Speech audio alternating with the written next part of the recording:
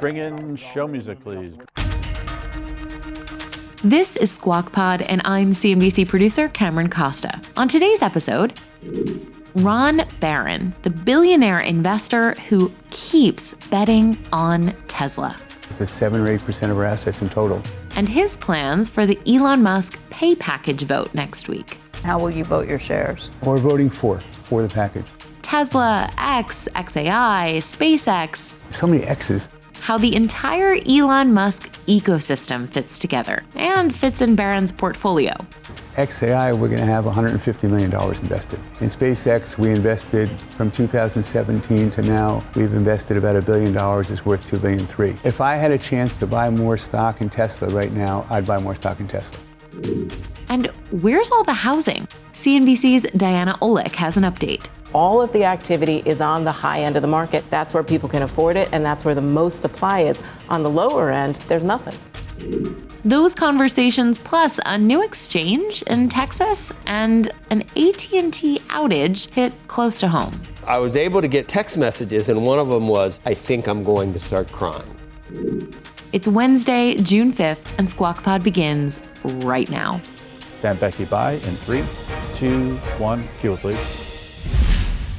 All right, good morning, everybody. Welcome to Squawk Box right here on CNBC. We are live from the NASDAQ market site in Times Square. I'm Becky Quick along with Joe Kernen. Andrew is in Washington, D.C. for the CNBC CEO Council Summit. He will be joining us a little later in the show. Go ahead, back to the phones. I don't know how long it was, but it affected both of us with what we were doing and illustrates how dependent we are on phones and communication. And if it went out for a week, I don't, if the Chinese really do have something up their sleeve, or bring back carrier or pigeons. if the sun has something up its sleeve. AT&T says it's resolved an outage that prevented many of its customers from completing calls. It was between inter-carrier calls yesterday afternoon. AT&T described the problem as interoperability, an issue between carriers. It appeared to begin around, I'm thinking about what happened, 2 p.m. Eastern and resolved by about 8 p.m. What? So I was able to get text messages, and one of them was, "I think I'm going to start crying." Oh, no. Well, she has things, there's things going on. Yeah. No, I was trying to get something to be brought home for dinner. And I was told, you can't, there's no crying in baseball. They're just, this is not a, but it can be disconcerting, and you can kind of panic. We've become so reliant. That's the problem. Right. We both remember days before cell phones when you just had to have a plan. You figured it out. You had a backup place to meet people. Pagers. I remember. I remember dial phones. Oh yeah. I remember cranking. No, you don't. No, I don't remember cranking. The FCC said in a post on X that it was looking into the issue. AT&T suffered a massive outage back in February that brought down the service for thousands of customers nationwide. It later offered a $5 credit to affected customers. You can go get, maybe they can give you like half of a latte. You know what I mean? With the $5. Yes. Yeah. If you don't get any added sweetener or cream or anything. Look, what it will tell you, though, again, as you said, how much we rely on this and how much Americans will be willing to pay their cell phones over other bills, including their car bills, when pinch comes to, what is it? When push comes to shove. Push comes to shove. I don't think there's any pinching. Pinching is not allowed anymore, ever. You know that. You realize it. I do. And a new report in the New York Times says that Israel organized and paid for an influence campaign last year targeting U.S. lawmakers and the American public with pro-Israel messaging. It says the covert campaign allocated about $2 million to the operation and used hundreds of fake accounts on X, Facebook, and Instagram to post pro-Israel comments. It focused on U.S. lawmakers, particularly those who are Black and Democrats, with posts urging them to continue funding Israel's military. The Times says ChatGPT was used to generate many of the posts. I mean, I guess that this is done all the time, but that's still a little troubling. And just reading it, I was a little troubled. So that it's a weird story, targeting certain demos. And knowing how Hamas knew full well how this was eventually, every day that passes, Hamas knows that it's going to become harder and harder for Israel to do what it needed to do. Yeah. So I can understand you try to influence public opinion, which is what everyone does. But well, covert it's one thing to do it. It's another thing exactly. to pretend that you're something you're not. Right. It's and this has been a problem. We've seen it from many countries that have tried to intervene in our foreign policy. A group backed by BlackRock and Citadel Securities is planning to start a new national stock exchange in Texas to take on what they see as onerous regulations at the New York Stock Exchange and the NASDAQ. This is in a Wall Street Journal report that said the Texas Stock Exchange has raised $120 million from individuals and large investment firms, plans to file registration documents with the SEC later this year. The Texas exchange backers say it will be more CEO friendly, will have lower compliance costs than the New York exchanges, and won't have rules like the NASDAQ's target for board diversity. The Texas exchange will be entirely electronic, but plans to have a physical presence in downtown Dallas. And separately, NASDAQ's private market subsidiary is seeking to be the first in the United States to offer companies the option of holding private IPOs. Bloomberg reports that NASDAQ Private Market is having conversations with several large venture capital and private equity firms. It would give them the opportunity to divest stakes in their portfolio companies at regular intervals. Accredited investors would have access to the private company's financial information before participating in auctions for the stakes. There's no concrete launch date, but the NASDAQ is eyeing the second half of this year for the first of these deals. Not sure. I mean, we haven't seen as many IPOs. Maybe this is a way to do it in a little more orderly fashion, way to be able to get back access, because that's been the big question. It used to be, if you were private equity, you'd hold on for about 7 years on average, and that time has gotten extended, probably with higher rates being the big culprit for it. Cheese will be next. Next on Squawk Pod, longtime Tesla shareholder, Musk believer, and billionaire guest of Squawk Box, Ron Barron, how he's voting on Musk's pay package next week. He earned it, and he deserves it, and he should be paid it. Tesla, X, XAI, SpaceX, how they all fit into the Elon Musk ecosystem. XAI creates Grok. Grok ultimately is going to be your assistant you drive around in a car. Also, Tesla is going to be able to use the compute that's been produced by and owned by XAI. That's all right after this break.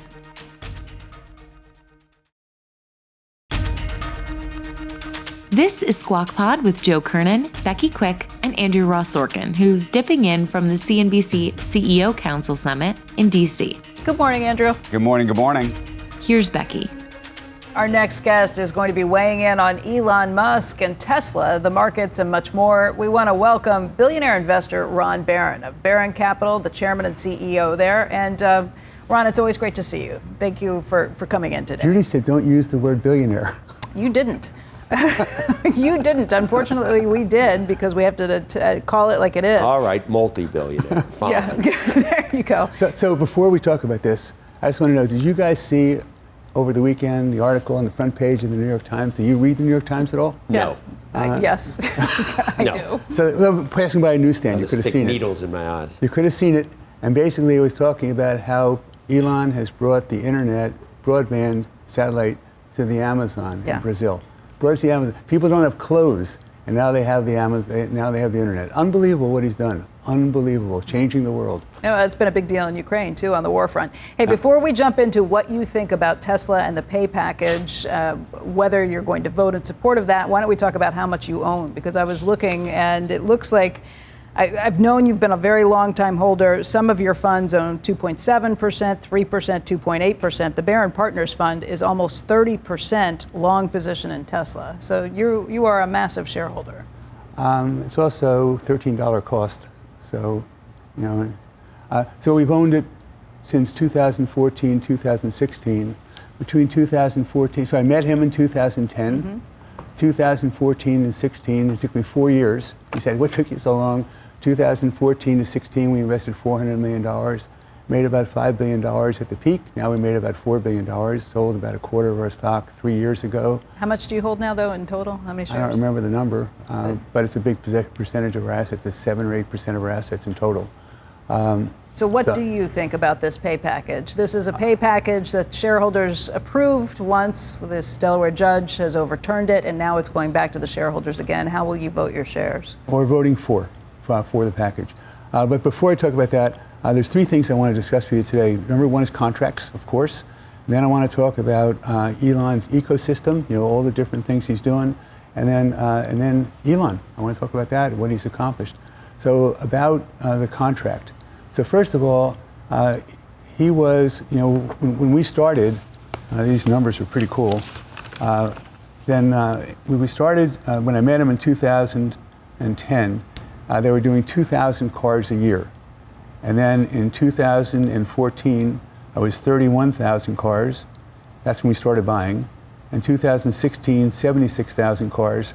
And last year, 1.8 million. So significant growth. And he made promises, if he met these metrics of EBITDA, of revenues, of market cap, that he would get this extraordinary compensation.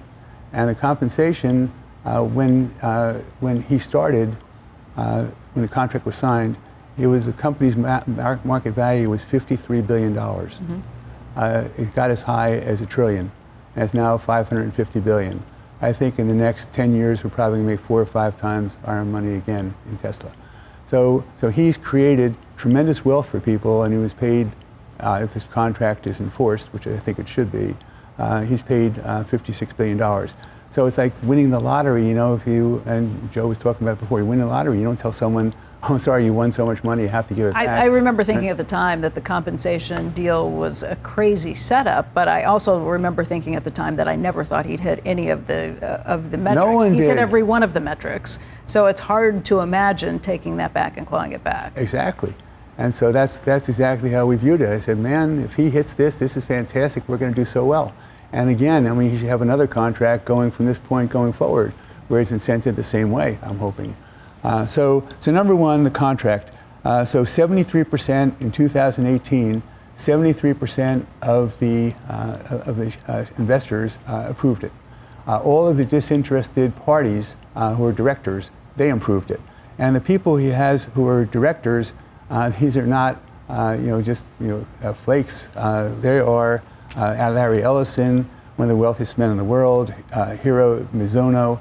He was the head of the Japanese pension fund, the largest pension fund in the world, $1.5 trillion. Kathleen Thomas, Walgreens, Boots. So he had really, and of course Robin Denholm, who came later. But they all approved this, and they all thought this was a fair, a fair agreement. So basically, number 1, all the disinterested directors approved it. Number 2, that's the will of the company. The will of the company and the will of the shareholders, so I think he should be, it's a legally binding contract. And then who sued? You had an individual who was a shareholder for hire with 9 shares. 9 shares sued. And it took him 5 years to get the derivative suit certified, but class action wasn't, so he doesn't really represent all the shareholders. And the lawyer who represented them, when you talk about getting lucky, he has applied to the court for payment of $5.6 billion. $5.6 billion. And then he is asking for the payment to be made in shares of Tesla stock, which are depressed because of this lawsuit. It's crazy. And so I think that it's really unfair the way they're addressing this, and I think that he earned it, and he deserves it, and he should be paid it. You've said for a long time, when we've asked you what your biggest concern about Tesla would be, is the key man theory, that so much is riding on Elon Musk being there. If he's not there, you don't think the company is worth the same. So what do you think happens if this package is not approved? What will Elon do? I can't see inside of his mind, but I know that he has created tremendous value for everyone. I know he has a big stake in Tesla. But when I started in business in 1970, One of the people who really helped me at the very beginning of my career was Jay Pritzker. He's Tom Pritzker's dad, and he's the founder of Hyatt. And we were talking about arrangements, and he said, Ron, if you need to have a contract, then you're doing business you're doing business with the wrong person. You can't rely on a contract to do business, and you have to. He's a handshake guy. So if I say I'm going to do something, I do something. We said as Tesla as a company, Elon, if you perform, this is what you're going to get. How are you going to go back and renege on that, especially when all the directors and all the shareholders approve it? It's crazy. So I think, I've lost your question, but. Andrew's got a question, too. I think. Hey, Ron, as you know, we are in violent agreement together on this. I've always felt from the beginning that this was a big skin in the game arrangement for Elon Musk, and that a contract should be considered a contract. Having said that, I was reading the Wall Street Journal this morning, and they have a Heard on the Street column where they made an argument actually against voting in favor of it.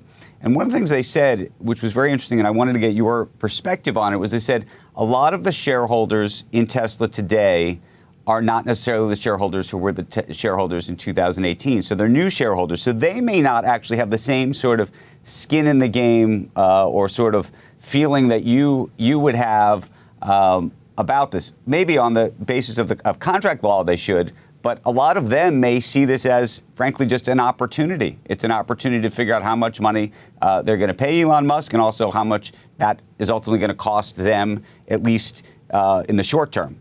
And so I would ask, what would you tell a new shareholder who maybe wasn't there in 2018, how they should think about this? And it's very unique. Because the question is prospectively. They're paying for something that happened in the past, but in many ways they're paying for something that is hopefully going to happen for them in the future. Well, you're buying in right now at half the price it was 3 years ago. And in part, that's because of this controversy over this contract. So this is actually in your favor. And if he weren't to devote himself the way I believe he will devote himself to the company continuing, then you would be damaged as a new shareholder. You're buying into a company where you have one of the most exceptional, maybe the most exceptional, executive in this country, in the world, running your business. Do you really want to not treat him properly? Last year there happened to be, so Tesla has 140,000 employees. To show you how desirable it is to work there, the most number one and number two jobs that are desired by graduates from the top engineering schools are Tesla and SpaceX. Last year, Tesla had 12,000 new hires. And the 12,000 new hires, they had 6 million applicants. 6 million applicants for 12,000 jobs. And so think about that. The reason they have it is not because the name Tesla, not because of cars, it's because of him. And so think about his ability to attract these great people to come to this business, to grow it and run it and make changes that are benefiting the entire planet. And you want to renege on a contract, on a deal you made with him? Yeah, Ron, let me ask you, I agree 100%. He should be paid what he was promised in this contract. And the shareholders are crazy if they don't do that. But there are questions about what will incentivize him further. What makes him stay with Tesla? What makes him keep his AI plans within Tesla when he is starting xAI, an alternative AI startup? Do you need to incent him further? Because he has basically said that he thinks he should own about 25% of the voting control at Tesla, or he won't build it there. It's interesting, the Elon, so we'll now go to the Elon ecosystem. And he has xAI, which we're going to be an investor in. And what that is that comes about because Elon needs compute, massive amounts of compute. You're an investor in xAI because of the ownership you have, because you're an owner in Twitter or in X as well? Is that, and you put additional money in? Yes. Okay, but what about for Tesla shareholders who don't invest in all of this? They're going to benefit from the fact that xAI has been created because of the massive compute. I mean, they're going to build 100,000 GPU data centers. So the data center business historically is the cloud business. And it's been growing 20-30% a year in units, the cloud. That's Amazon AWS. That's what that is. And their returns on capital have been declining. Now it's about 7%. It was in the high 7s. It's now about 7. And those are centers that are $300 million. But let me just ask, we can talk a little bit more about this, but the issue that comes up is the potential conflict. To have somebody who's partially at Tesla, who's partially at SpaceX, who's partially at X, who's partially at XAI, how are you knowing if you're getting your money's worth? How are you knowing, instead of having it all under one umbrella, like all your funds are under one umbrella, how do you make sure that there's not a conflict of interest? There was a CNBC story yesterday that took a look at XAI, Elon sending NVIDIA information asking chips. that the chips that were granted, that were there in line, that for Tesla be given to XAI instead. And that raises the question of shareholders who are not invested in the entire Elon ecosystem. Do they run the risk of being shortchanged when Elon moves things from one project to the next? If you have Tesla employees who are working at Twitter part-time, if you have things that get moved around, how do Tesla shareholders benefit from the Elon infrastructure? All related party transactions are reviewed by the directors and audit committees and independent people to make sure that they're appropriate and fair to every company. All these companies benefit each other. Elon spends way more than half of his time on Tesla compared to all these other entities that he's doing. But these are all the entities, they're all benefiting Tesla. And as far as the chips that went from NVIDIA to XAI, it was because Tesla has invested tremendously in data centers for themselves. 50,000 is one that they're building right now, GPUs. 25,000 is the largest it's ever built before, and our guy is building 100,000, the new one. So we think about AWS. AWS comes about because they have too much capacity for the cloud, so therefore when they had excess, they sold it. That's what XAI is. In addition to that, XAI creates Grok. Grok ultimately is going to be your assistant. You would drive around in a car. Also, Tesla is going to be able to use the compute that's been produced by and owned by XAI. XAI got those chips because Tesla, so many X's, that he has over-ordered. He doesn't need them right now. He's buying them later, so XAI needs them now. We have nowhere to store them at Tesla, so XAI gets these chips, but the next level is coming to Tesla. So basically, it's about who needs them right now, and then here's this excess. I mean, it makes perfect sense for somebody like you who's invested in all of these different things because you're going to win on either side of it. Is there an argument that Tesla shareholders should have a stake in XAI too? Well, they're going to be using the services, and then the XAI is going to be getting benefit, I presume, of some sort for selling the services back to Tesla. But Tesla's avoiding a cost that they would otherwise have to invest in chips, to invest in these data centers. These data centers are $3 or $5 billion now. They used to be $300 million. So your point is, as long as an independent board oversees this and signs off on these decisions, it's okay? Yes. So that's the case in all instances. But he has this whole infrastructure now where all these businesses, so one of the things I was asking about, I said, well, gee, when he bought Twitter and renamed it X, where did that, and he said he bought it because he wanted to have the ultimate truth-seeking algorithm. And then all of a sudden, we've learned that we have data that X has that is unique, real-time, no one else has it. So what's going to be commoditized is this foundational, the ChatGPTs and Groks ultimately. But what is unique about Grok is this data. So when he bought Twitter, did he have in his mind that there's the opportunity to have this data of tremendous value for licensing? When he decided he wanted to go to Mars for SpaceX, did he really think initially that, hey, there's a real opportunity here for internet around the world, and there's going to be hundreds of billions of dollars of revenue opportunity? When he started off with EVs for Tesla, did he really think that this is really going to merge into self-driving, where you can make hundreds of billions of dollars a year of extra profits? And Grok, to hear this is going to be self-driving and you're going to have connected cars all around the world from SpaceX. All these businesses link up to, it's the ecosystem. It's the Elon ecosystem. And I think it's really interesting when you look at it in that way. So Elon benefits where all these businesses are on, and he couldn't have attracted the engineers that he wanted to attract for artificial intelligence to Tesla. They didn't want to work at Tesla. Right. So he's got, you remember, OpenAI, he's the founder. And ChatGPT, that comes out of him. He just didn't like the way it was being run because it's supposed to be not-for-profit. And then all of a sudden, he's questioning the governance of it. So now he wants to have a competitor. So there's a control over it, so it can't damage humanity. I just wonder, as an investor, clearly he has been incredible with what he's done for Tesla. I just wonder, as an investor, if you worry about the future, about what it means for Tesla. And again, if you're not invested in all of these, no question that Elon's got this halo effect and people want to come work for him. That he is a huge draw on all of these issues. I understand your thought about him being the key man on all of this stuff. Would you invest now at these prices just in Tesla, or would you invest in other Elon companies instead?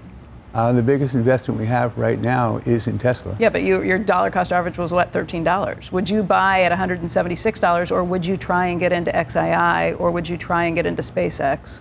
Well, XAI, we're going to have $150 million invested. Yeah. In SpaceX, we invested from 2017 to now, we've invested about $1 billion. It's worth $2.3 billion. Tesla is worth about $4 or $5 billion. But your new money is going to his newer venture. If I had a chance to buy more stock in Tesla right now, I'd buy more stock in Tesla.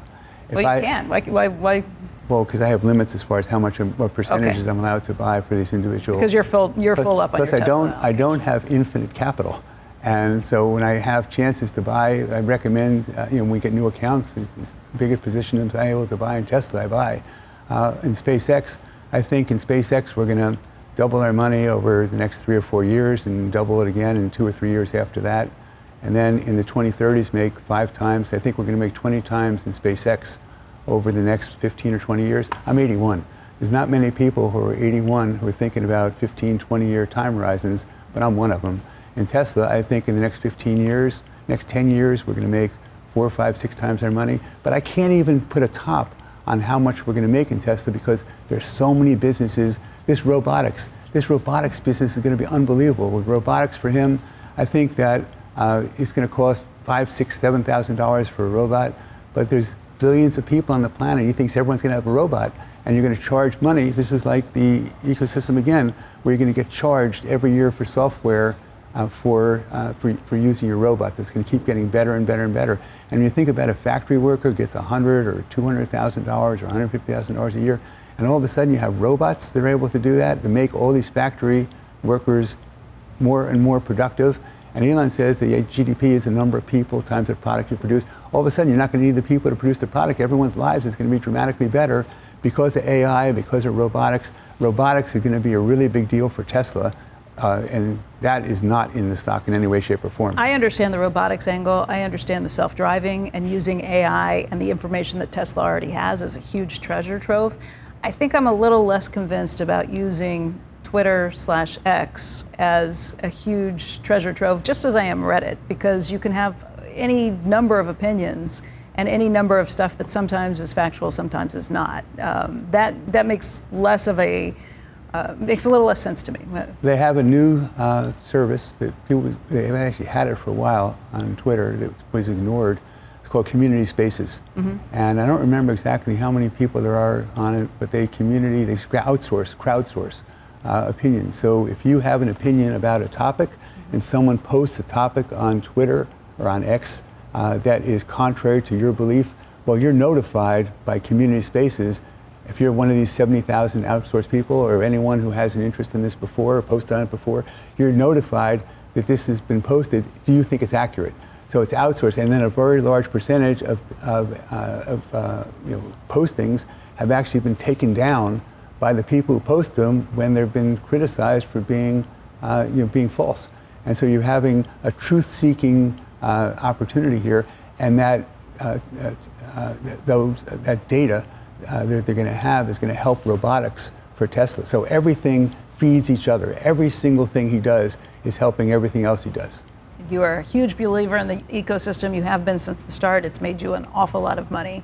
And again, for people who are just tuning in, you're here today to say that you are voting your shares in favor of Elon Musk's pay package. I'm voting my shares in favor, and I'm told that I'm not supposed to tell anyone else about how to vote their shares because it's proxy solicitation. But but I'm voting my shares, and I think that's to the benefit. By the way, just to give you a feeling for how other people think about him, Jensen from NVIDIA, right? He says the technology that Elon has for self-driving is remarkable, not like anyone else. Mobileye, competitor, says it's amazing what they've done with this company. I also think that when you look at Apple, at NVIDIA, how did they make it? They made it because they had something that was good for games, for gaming. When Amazon came along, and what Amazon had was they were a bookseller, and look what that's come from them. Yeah. Tesla has cars. The cars are going to be like books or like games for the other companies. Cars are a business for them. They have all this other technology. This company is going to be an enormous company. I love Tesla. Ron Barron, want to thank you for coming in today. Stick around. More Squawk Pod is coming up next.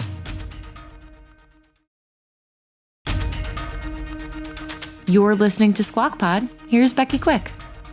The housing market facing some big challenges from higher mortgage rates. Diana Olick joins us on set this morning with a look at some of the issues in real estate. And Diana, I guess it's a good time for a check on this. We are getting to the end of the spring housing market. How are things shaping up? Well, it was actually, I can't say anything but that it was a bust. I mean, spring housing market really was pulled forward. We saw that mortgage rates started the year much lower than they had been in the fall. So there was this pull forward of demand. We saw a lot of people coming into the market in January and February. Sales bumped up. We thought, great, we're going into spring. We're seeing more supply come on the market. Then in April, the rate on the 30-year fix just shot up and the market shut down.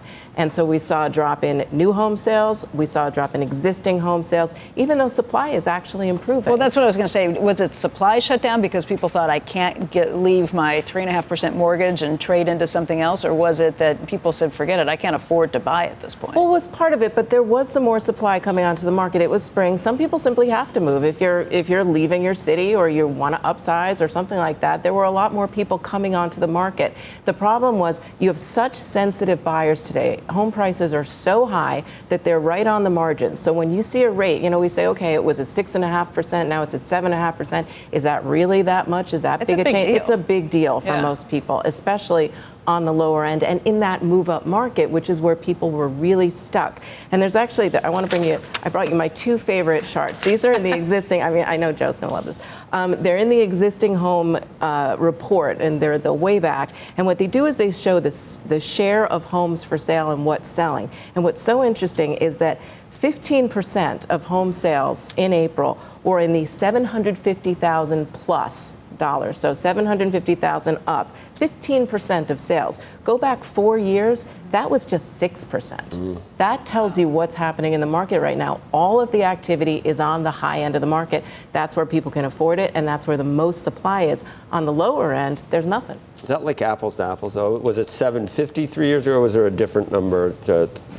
No, it was, because 750 is not what it used to be. Yeah. Right, exactly. 750, but I'm talking 4 years ago. Yep, right. So we saw what happened is that home prices not only jumped 45%, which then skewed the market higher, but again, it's that supply that's on the higher end of the market, so it's available to transact, where it's not available to transact on the lower end of the market. But at this point, there's even some softness even at the high end, right? Yeah, some. Well, there's a lot of supply, and prices are supposedly coming down a little bit. I just heard of a very sad story of a $68 million house that's been sitting on the market for three months now. Poor guy. No, that's terrible. What about single-family rent? Because the rent component is one we follow pretty closely. Yeah, this is my favorite story, because this was back during the Great Recession when everybody was buying up homes and then putting them up for rent. But then you got these institutional, American Homes for Rent, Invitation Homes. These are REITs, and we're here covering REIT Week. That's why I'm here. I'll just say that. But these are two REITs that not only bought up a lot of houses and started renting them, they are now building homes. And in fact, the NAHB just reported that new construction on single-family rental homes is up 20% year over year. Wow. Right now, 20%. So you're seeing these companies build thousands and thousands of homes, which is great because it adds to the housing stock, which we desperately need. Yeah. Diana, thank you. Diana Olick here in town this week, and it's great to see you. Thanks. That's the podcast for today. Thank you for listening, as always. Squawk Box is hosted by Joe Kernen, Becky Quick, and Andrew Ross Sorkin, weekday mornings on CNBC starting at 6 a.m. Eastern. To get the smartest takes and analysis from that live 3-hour TV show, follow us here on Squawk Pod wherever you're listening. We'll meet you back here tomorrow. We are clear. Thanks, guys.